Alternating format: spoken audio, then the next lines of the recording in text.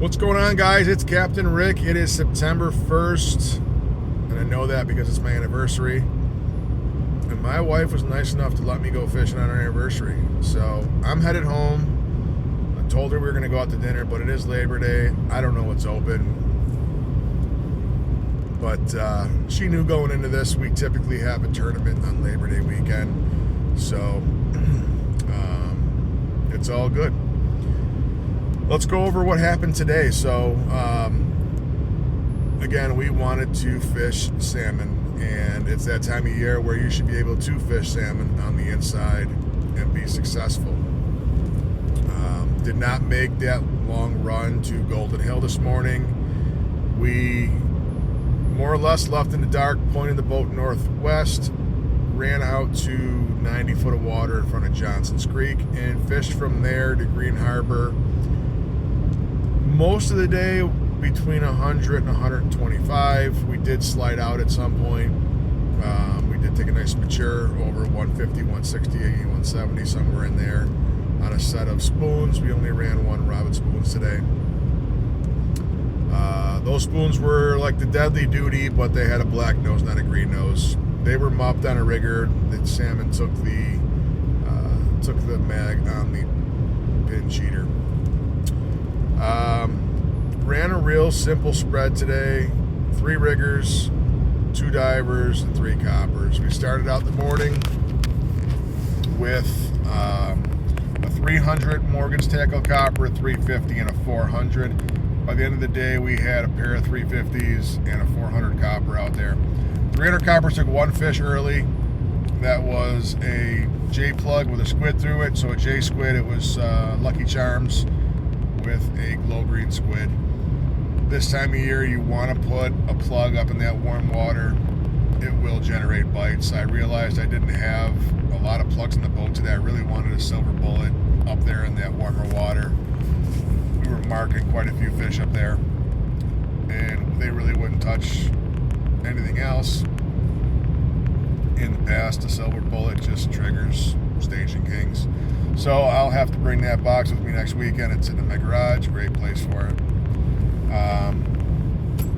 So pulled the 300 after a while. It didn't take anything else, and put out the 400. That did take a small salmon, but that was it for today. 350 took a few shots. That was a big green fish with rigged cut bait.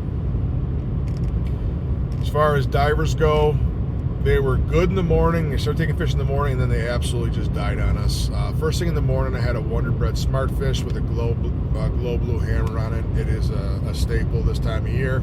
It's good for 1 or 2 fish in the morning.